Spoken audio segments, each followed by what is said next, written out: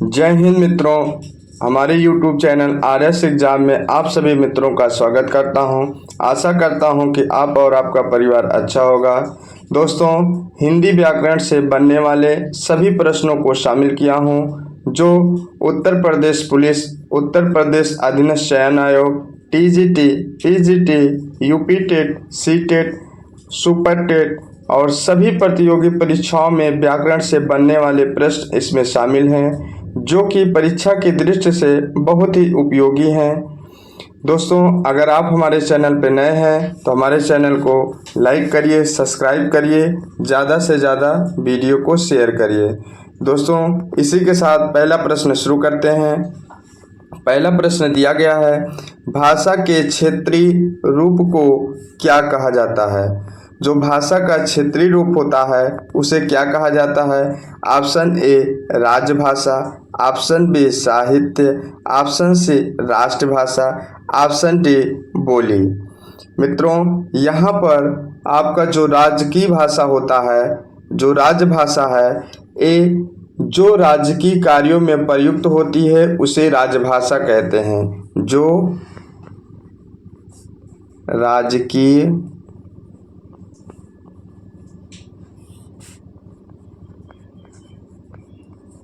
कार्यों में प्रयुक्त होती है वह राजभाषा होती है।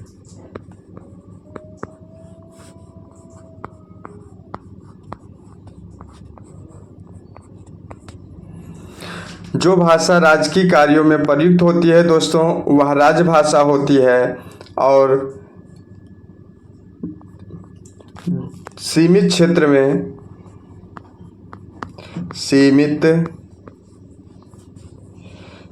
में बोली जाने वाली भाषा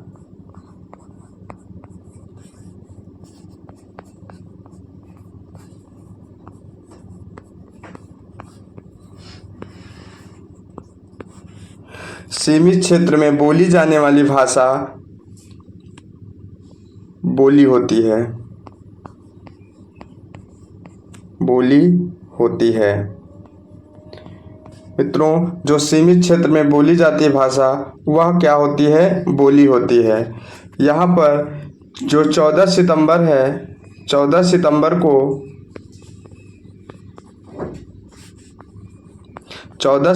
को प्रत्येक वर्ष हिंदी दिवस के रूप में मनाया जाता है। हिंदी दिवस के रूप में मनाया जाता है।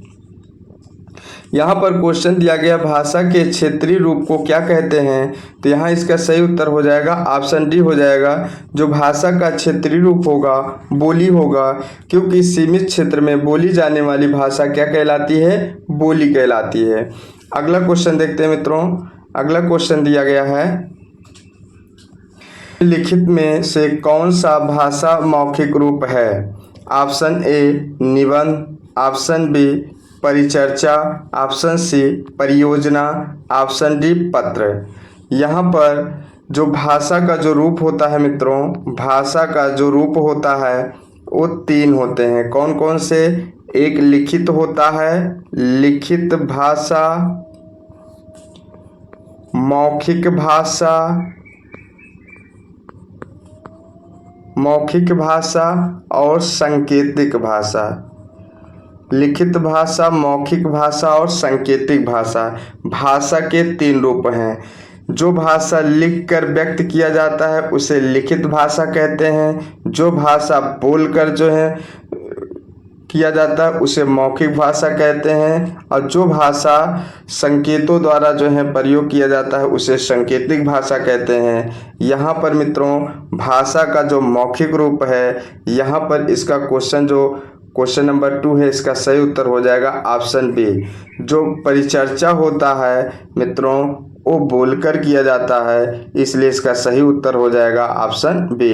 निबंध जो है लिखा जाता है, पत्र भी लिख जाता है, इसलिए जो है ये ऑप्शन नहीं होगा। ऑप्शन बी जो होगा परिचर्चा, एक दूसरे से परिचर्चा बोलकर की जाती है, इसलिए इसका ऑप्शन बी सही होगा। अगला क्वेश्चन देखते हैं। क्वेश्चन नंबर 3 दिया गया है मित्रों, जिन वर्णों का उच्चारण स्वतंत्र होता है उन्हें कहते हैं। यहाँ पर जिन वर्णों का उच्चारण स्वतंत्र होता है उन्हें कहते हैं। ऑप्शन ए स्वर, ऑप्शन बी बोली, ऑप्शन सी व्याकरण, ऑप्शन डी व्यंजन। यहाँ पर मित्रों बताना चाहते हैं कि जो बोली होती है, सीमित क्षेत्र में बोली जाने वाली जो भाषा होती है उसे बोली कहते हैं, उसे बोली कहते हैं। जो स्वरों की सहायता से बोले जाने वाले वर्णों को व्यंजन कहते हैं। जो स्वरों की सहायता लेते हैं वर्ण उन्हें क्या कहते हैं? व्यंजन कहते हैं। और व्याकरण जो होता है भाषा के शुद्ध रूप को लिखना, बोलना, पढ़ना, सुव्यवस्थित करना व्याकरण कहलाता है। यही ज्ञान क्या कहलाता है? व्याकरण कहलाता है। जो स्वर होता है मित्रों, ये स्वर जो होता है स्वतंत्र उच्चारण स्वतंत्र होता है। किसका? स्वर का। स्वर का उच्चारण क्या होता है? स्वतंत्र। ये किसी अन्य की स्वर की अन्य की सहायता नहीं लेता है, इसे स्वर कहते हैं। जो किसी अन्य वर्णों की सहायता से नहीं बोला जाता है उसे स्वर कहते हैं। ठीक है, इसका सही उत्तर हो जाएगा ऑप्शन ए। अगला क्वेश्चन देखते हैं। क्वेश्चन नंबर 4 दिया गया है, इनमें से कौन सा तत्सम शब्द नहीं है? मित्रों यहाँ पर तत्सम शब्द बताना है। ऑप्शन ए चक्षु, ऑप्शन बी श्रृंगार, ऑप्शन सी उष्ट, ऑप्शन डी दधि। यहाँ पर मित्रों जो श्रृंगार है इसका जो है तत्सम शब्द हो जाएगा श्रृंगार। तत्सम शब्द क्या हो जाएगा? श्रृंगार। और ये ऊष्ट है तो ऊष्ट को जो है हो जाएगा ऊंट। जो ऊंट होता है उसका जो है एक तद्भव शब्द हो जाएगा, एक तत्सम शब्द ऊष्ट है। जो दधि है, दधि का तद्भव शब्द हो जाएगा दही। जो दधि है इसका जो है तत्सम शब्द दधि होता है और इसका तद्भव शब्द क्या होता है? दही होता है। मित्रों यहाँ पर जो आपका श्रृंगार दिया गया है, श्रृंगार तद्भव है, इसलिए इसमें जो है इसका सही उत्तर ऑप्शन बी हो जाएगा। इसमें आपको तत्सम शब्द नहीं है बताना था, बाकी सभी क्या हैं? तत्सम शब्द हैं, लेकिन श्रृंगार जो है तत्सम शब्द ना होकर ए तद्भव शब्द है, क्योंकि श्रृंगार का जो तत्सम शब्द होता है ए श्रृंगार होता है। ठीक है, श्रृंगार होता है तत्सम शब्द। उष्ट का तद्भव शब्द क्या होता है? उट होता है। और दधि का जो है तद्भव शब्द क्या होता है मित्र? दही होता है। इसलिए यहाँ पर इसका क्वेश्चन नंबर 4 का ऑप्शन बी सही होगा। अगला क्वेश्चन देखते हैं। क्वेश्चन नंबर 5 दिया गया है, घर का पर्यायवाची शब्द निम्न में से कौन सा है? यहाँ पर मित्रों घर का पर्यायवाची बताना है। ऑप्शन ए उरग, ऑप्शन बी अनल, ऑप्शन सी आलय, ऑप्शन डी वाद। यहाँ पर क्वेश्चन नंबर 5 का सही उत्तर बताना है। मित्रों यहाँ पर जो आपका उरग होता है, उरग का जो पर्यायवाची होता है साफ। जो साफ होता है वो उरग का पर्यायवाची है। और जो अनल है, ये अनल जो होता है ये आग का पर्यायवाची है। आग और अग्नि ये सब इसकी जो है क्या है? पर्यायवाची शब्द हैं। और जो वात है मित्रों, वात्र को हवा कहते हैं। वात की पर्यायवाची क्या है? हवा है। यहाँ पर जो घर का पर्यायवाची शब्द हो जाएगा मित्रों, ऑप्शन सी हो जाएगा आलय। घर को आलय भी कहते हैं। घर को आलय भी कहते हैं, निकेतन भी कहते हैं, निकेतन भी कहते हैं, सदन भी कहते हैं और गृह भी कहते हैं। ये घर की पर्यायवाची है मित्रों। घर को क्या कहते हैं? आलय भी कहते हैं, निकेतन भी कहते हैं, सदन भी कहते हैं, गृह भी कहते हैं। ठीक है, इसलिए इसका जो सही उत्तर हो जाएगा घर का पर्यायवाची आलय होता है। ठीक है, अगला क्वेश्चन देखते हैं मित्रों। अगला क्वेश्चन दिया गया है सुयस। यहाँ पर सुयस का पर्याय बताइए। यहाँ पर सुयस का आपको पर्याय बताना है। ऑप्शन ए उत्पात, ऑप्शन बी सृजन, ऑप्शन सी सुकृति, ऑप्शन डी दिक्। यहाँ पर क्वेश्चन नंबर जो सुयश है, सुयश का जो सही उत्तर हो जाएगा ऑप्शन सी हो जाएगा सुकीर्ति। ठीक है, ऑप्शन सुयश का जो हो जाएगा सुकीर्ति। और मित्रों जो उत्पात है, उत्पात का मतलब होता है, इसका प्राय हो जाएगा खुरापात। क्या हो जाएगा? खुरापात। जो उत्पात है इसका जो है प्राय हो जाएगा खुरापात। यहाँ पर क्वेश्चन नंबर 6 का जो सही उत्तर हो जाएगा ऑप्शन सी हो जाएगा सुकीर्ति। सुयश का जो प्राय होगा सुकीर्ति होगा। अगला क्वेश्चन देखते हैं।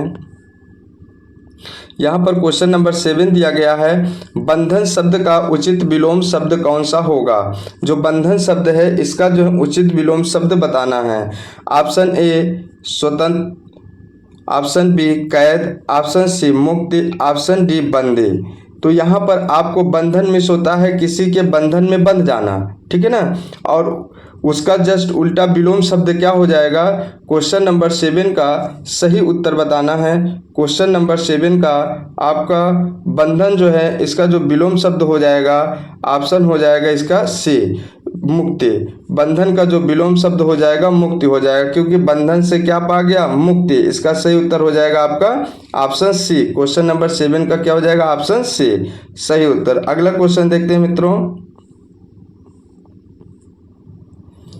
क्वेश्चन नंबर 8 दिया गया है, यहाँ पर दिए गए विकल्पों में से कौन सा विकल्प निषिद्ध का अर्थ है? आपको बताना है दिए गए विकल्पों में से निषिद्ध का अर्थ बताना है। ऑप्शन ए भानु, ऑप्शन बी आधी रात, ऑप्शन सी चंद्रमा, ऑप्शन डी जो है निशा में स्थिर रहना। यहाँ पर मित्रों जो भानु है इसका जो सूर्य होता है, सूर्य की पर्यायवाची है। किसकी पर्यायवाची शब्द है? सूर्य की। सूर्य को जो है भानु भी कहेंगे, सूर्य भी कहेंगे, रवि भी कहेंगे, दिनकर भी कहेंगे, और इसका एक पर्यायवाची और होता है दिवाकर। परीक्षाओं में पूछे जाते हैं मित्रों, सूर्य की जो है पर्यायवाची जो है आपको याद कर लेनी है। सूर्य को जो है भानु भी कहते हैं, सूर्य भी कहते हैं, रवि भी कहते हैं, दिनकर भी कहते हैं, दिवाकर भी कहते हैं और भास्कर भी कहते हैं। ठीक है ना, ये सूर्य की पर्यायवाची है मित्रों, आपको याद कर लेना है। आए दिन परीक्षाओं में सूर्य से बनने वाले प्रश्न आते ही रहते हैं। और यहाँ पर दिया गया है चंद्रमा। जो चंद्रमा होता है, चंद्रमा दिया गया और आधी रात, तो इसका जो सही उत्तर हो जाएगा, जो निषिद्ध का जो सही उत्तर हो जाएगा ऑप्शन बी हो जाएगा आधी रात। निषिद्ध मिस होता है आधी रात। ठीक है, इसका सही उत्तर हो जाएगा ऑप्शन बी। अगला क्वेश्चन देखते हैं मित्रों। अगला क्वेश्चन दिया गया है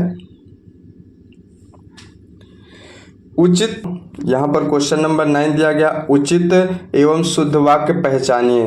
ऑप्शन ए लड़कियां सेब खा रही हैं, ऑप्शन बी लड़कियों सेब खा रही हैं, ऑप्शन डी लड़कियों सेब खा रही हैं। ये दोनों मित्रों एक ही छप गया है, इसलिए यहाँ पर आपको लड़कियों की जगह पर लड़कियां कर लेना है, लड़कियों की जगह पर लड़कियां कर लेना है।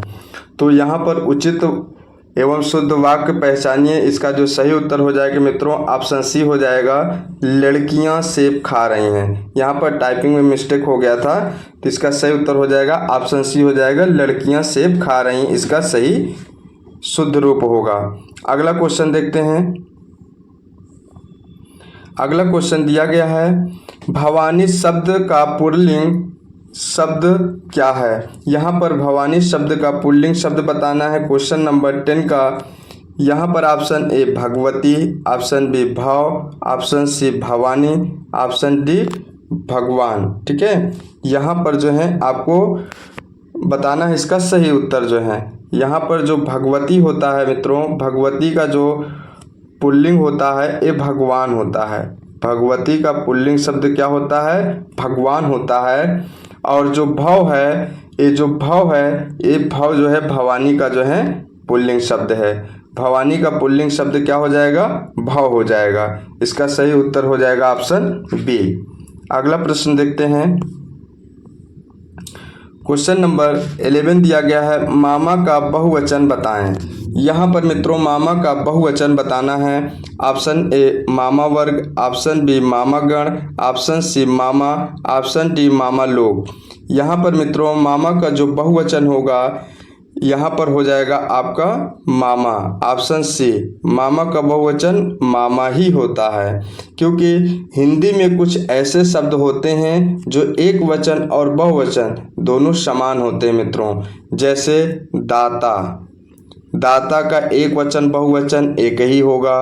नाना, नाना शब्द है योद्धा है, ठीक है, योद्धा, ठीक है ना।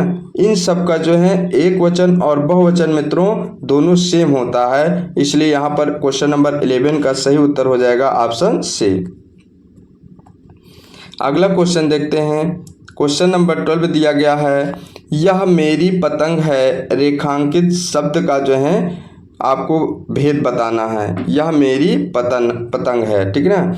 यहाँ पर जो दिया गया है मेरी पर जो है रेखांकित शब्द दिया गया है। यहाँ पर आपको बताना है कि ये कैसा वाक्य सर्वनाम है। यहाँ पर दिया गया है निश्चयवाचक सर्वनाम, अनिश्चयवाचक सर्वनाम, निजवाचक सर्वनाम और प्रश्नवाचक सर्वनाम। यहाँ पर क्वेश्चन नंबर 12 जो है इसका जो सही उत्तर हो जाएगा मित्रों ऑप्शन ए हो जाएगा, निश्चयवाचक सर्वनाम, क्योंकि यहाँ पर क्या व्यक्त हो रहा है, यह मेरी पतंग है, यह मेरी पतंग है, ये निश्चित है, तो यहाँ पर क्या हो जाएगा मित्रों, निश्चयवाचक सर्वनाम। जहाँ पर अनिश्चयवाचक सर्वनाम वह होता है जहाँ पर कोई वस्तु मतलब अनिश्चित मात्रा में हो, वहाँ पर अनिश्चयवाचक सर्वनाम होता है। अगला क्वेश्चन देखते हैं। क्वेश्चन नंबर 13 दिया गया है, मैंने आम खा लिया है, वाक्य में प्रयुक्त काल पहचाने। यहाँ पर आपको प्रयुक्त काल बताना है। ऑप्शन ए अपूर्ण भूतकाल, ऑप्शन बी हेतु मध्य भूतकाल, ऑप्शन सी आसन्न भूतकाल, ऑप्शन डी पूर्ण भूतकाल। यहाँ पर मैंने आम खा लिया है, इसका जो सही उत्तर हो जाएगा मित्रों ऑप्शन सी हो जाएगा, आसन्न भूत, ठीक है, आसन्न भूतकाल हो जाएगा, इसका सही उत्तर हो जाएगा। अगला क्वेश्चन देखते हैं। क्वेश्चन नंबर 14 दिया गया है, मैं रोज पढ़ता हूँ, वाक्य में क्रिया विशेषण का भेद बताना है। मैं रोज पढ़ता हूँ, वाक्य में क्रिया विशेषण का भेद क्या है। ऑप्शन ए स्थानवाचक क्रिया विशेषण, ऑप्शन बी रीतिवाचक क्रिया विशेषण, ऑप्शन सी कालवाचक क्रिया विशेषण, ऑप्शन डी परिमाणवाचक क्रिया विशेषण। यहाँ पर मित्रों इसका जो सही उत्तर हो जाएगा, मैं रोज पढ़ता हूँ, एक कालवाचक विशेषण होगा। क्या होगा, कालवाचक विशेषण, कालवाचक क्रिया विशेषण हो जाएगा। उत्तर इसका सी सही हो जाएगा। अगला क्वेश्चन देखते हैं। क्वेश्चन नंबर 15 दिया गया है, मिलाप शब्द में कौन सा प्रत्यय है। ऑप्शन ए मिल, ऑप्शन बी आप, ऑप्शन सी अप, ऑप्शन डी लाभ। यहाँ पर मित्रों जो प्रत्यय होता है किसी शब्द के अंत में लग जाने से उसके अर्थ को बदल देता है, वही क्या होता है, आपका प्रत्यय होता है। तो यहाँ पर जो मिलाप है मी प्लस लाभ, ठीक है ना, सॉरी ये हो जाएगा मिल प्लस, ठीक है ना। यहाँ पर मिल प्लस क्या हो जाएगा, इसका क्वेश्चन नंबर 15 का जो है मिल प्लस आप हो जाएगा, तो मिल इसका मूल शब्द हो जाएगा, आप इसका क्या हो जाएगा, प्रत्यय। तो यहाँ पर इसका जो सही उत्तर हो जाएगा 15 का ऑप्शन बी, बी जो होगा इसमें आप प्रत्यय लगा हुआ है मिलाप में, ठीक है। अगला क्वेश्चन देखते हैं। क्वेश्चन नंबर 16 दिया गया है, गीतांजलि का सही संधि विच्छेद है। यहाँ पर गीतांजलि का सही संधि विच्छेद बताना है। क्वेश्चन नंबर 16 का दिया गया गीता प्लस अन्न, गीत प्लस जली, सी दिया गया गीता प्लस अंजलि, फिर दिया गया है डी दिया गया है गीत प्लस अंजलि। यहाँ पर जो क्वेश्चन नंबर डी होगा इसका गीत प्लस अंजलि इसका सही उत्तर हो जाएगा, क्योंकि यह गीतांजलि जो है ये दीर्घ स्वर संधि का उदाहरण है। किसका है, दीर्घ स्वर संधि का उदाहरण है मित्रों, स्वर संधि का उदाहरण है। अगर आपसे बात किया जाए कि जो स्वर संधि है मित्रों, स्वर संधि के 5 प्रकार होते हैं। कितने प्रकार होते हैं, 5। कौन कौन से, दीर्घ संधि, वृद्धि संधि, गुण संधि, यण संधि और अयादि संधि। ये स्वर संधि के प्रकार हैं। स्वर संधि के 5 प्रकार होते हैं: दीर्घ संधि, वृद्ध संधि, गुण संधि, यण संधि और अयादि संधि। यहाँ पर जो गीतांजलि है, गीतांजलि में कौन सी संधि है मित्रों? गीतांजलि में दीर्घ स्वर संधि है। और यहाँ पर गीतांजलि का जो सही संधि विच्छेद हो जाएगा, गीत प्लस अंजलि हो जाएगा। इसका उत्तर डी सही होगा। अगला प्रश्न देखते हैं। अगला प्रश्न दिया गया है, एक पंथ दो काज लोकोक्ति का अर्थ है। यहाँ पर ऑप्शन ए है एक काज होना, ऑप्शन बी लाभ ही लाभ होना, ऑप्शन सी एक काम से 4 लाभ होना, ऑप्शन डी एक ही काम से 2 लाभ होना। एक पंथ दो काज, इसका सही उत्तर बताना है। इसका जो सही उत्तर हो जाएगा क्वेश्चन नंबर 17 का ऑप्शन डी हो जाएगा, एक ही काम से 2 लाभ होना। एक पंथ दो काज का मतलब है कि एक ही काम से 2 लाभ होना है। इसका सही लोकोक्तियों का अर्थ हो जाएगा। नेक्स्ट क्वेश्चन देखते हैं। यहाँ पर दिया गया है, निम्न में से किस रस का अस्थाई भाव शोक होता है? यहाँ पर आपको अस्थाई भाव से प्रश्न बना है कि किस रस का अस्थाई भाव शोक होता है। तो मित्रों, जो रौद्र रस है, जो रौद्र रस है, इसका जो अस्थाई भाव होता है क्रोध होता है। रौद्र रस का अस्थाई भाव क्या होता है? क्रोध होता है। वीर रस का अस्थाई भाव क्या होता है? उत्साह होता है। और यहाँ पर करुण रस है, इसका जो अस्थाई भाव होता है क्या होता है? शोक होता है। और भयानक रस का जो अस्थाई भाव होता है भय होता है। तो मित्रों, यहाँ पर सभी का अस्थाई भाव हमने बता दिया। रौद्र रस का अस्थाई भाव क्रोध होता है, वीर रस का अस्थाई भाव उत्साह होता है, करुण रस का अस्थाई भाव शोक होता है और भयानक रस का अस्थाई भाव क्या होता है? भय होता है। तो यहाँ पर किसका पूछा है? शोक, शोक वाला पूछा है। तो वीर रस का अस्थाई भाव किसका? शोक होता है। तो यहाँ पर मित्रों आपका जो करुण रस है, इसका अस्थाई भाव क्या होता है? शोक होता है। क्वेश्चन नंबर 18 का सही उत्तर ऑप्शन सी हो जाएगा, करुण रस। अगला क्वेश्चन देखते हैं। अगला क्वेश्चन दिया गया मित्रों, कुंडलियां छंद में कितने चरण होते हैं? Option A 10, option B 6, option C 3, option D 4। जो कुंडलियां छंद होता है उसमें कितने चरण होते हैं आपको बताना है। तो कुंडलियां में 6 चरण होते हैं। कितने मित्रों? 6 चरण होते हैं। जो कुंडलियां होती है 6 चरण होते हैं। और कुंडलियां विषम मात्रिक छंद है। कभी कभी मित्रों पूछ लेता है, जो कुंडलियां हैं एक कैसा मात्रिक छंद है? ये विषम मात्रिक छंद है। कैसा मात्रिक छंद है? विषम मात्रिक छंद है। कई बार परीक्षाओं में पूछ लिया है कि कुंडलियां जो है कैसा मात्रिक छंद है? ये विषम मात्रिक छंद है। ठीक है ना। और कभी कभी ये भी पूछ लिया जाता है कि ये जो है किससे मिलकर बनता है? ये दोहा और रोला छंदों को मिलाने से बनता है। किससे? दोहा प्लस रोला, दोहा प्लस रोला छंदों को मिलाने से जो है क्या बनता है? कुंडलियां बनता है। कभी कभी ये भी प्रश्न बन जाता है कि कुंडलियां दोहा प्लस रोला से मिलकर जो है कौन छंद बनता है? तो कुंडलियां छंद बनता है मित्रों। तो यहाँ पर इसका जो सही उत्तर हो जाएगा, कुंडलियां छंद में कितने चरण होते हैं? ऑप्शन बी हो जाएगा, 6 चरण होते हैं।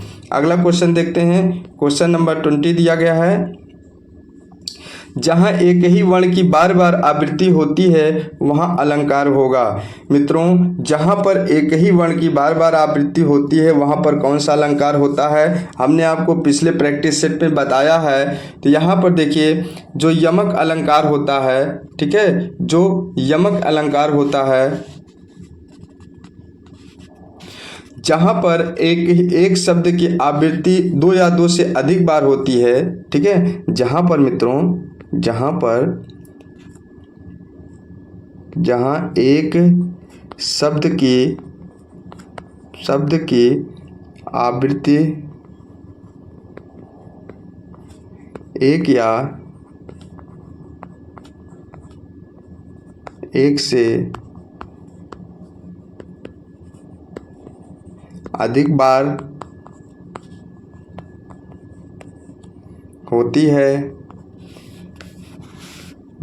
एक से अधिक बार होती है किंतु उनके अर्थ जो हैं भिन्न भिन्न होते हैं, तो वहाँ पर मित्रों यमक अलंकार होता है। यमक अलंकार की परिभाषा है जहाँ एक शब्द की आवृत्ति एक या एक से अधिक बार आए लेकिन उनके जो अर्थ होते हैं भिन्न भिन्न आए, वहाँ पर कैसा अलंकार होता है? वहाँ पर मित्रों यमक अलंकार होता है। ठीक है, यहाँ पर देखिए टाइपिंग में गलत हो गया, अनुप्रास होना चाहिए। क्या होना चाहिए मित्रों? अनुप्रास। यहाँ पर टाइपिंग में मिस्टेक हो गया है, इसका जो है हो जाएगा अनुप्रास। यहाँ पर जो है एक ही वर्ण की बार बार आवृत्ति होती है, वहाँ पर कौन सा अलंकार होता है मित्रों? यहाँ पर ऑप्शन बी हो जाएगा अनुप्रास अलंकार। टाइपिंग में मिस्टेक हो गया था, यहाँ पर अनुप्रास अलंकार। अनुप्रास अलंकार में एक ही वर्ण की बार बार आवृत्ति होती है, इसलिए ये यहाँ अनुप्रास अलंकार होगा। अगला क्वेश्चन देखते हैं। क्वेश्चन नंबर 21 दिया गया है, सोहत ओढ़े पीत पट श्याम सलोने गात मनो नीलमनि शैल पर आतप परियो प्रभात। यहाँ पर मित्रों इस रचना में आपको अलंकार बताना है, तो यहाँ पर जो है इस रचना में अलंकार जो सही होगा, यहाँ पर जो ऑप्शन सी है उत्प्रेक्षा होगा। यहाँ पर इसका जो है टाइपिंग में गलत हो गया है, उत्प्रेक्षा। ठीक है ना, क्यों? क्योंकि उत्प्रेक्षा अलंकार की पहचान ही है जिस रचना में मानो जानो जनहु मनहु आ जाए, वहाँ पर आपको फट से जो है उत्प्रेक्षा अलंकार लगा देना है। यहाँ पर आपका जो है इस रचना में उत्प्रेक्षा अलंकार होगा। सही उत्तर ऑप्शन सी हो जाएगा, उत्प्रेक्षा अलंकार। अगला क्वेश्चन,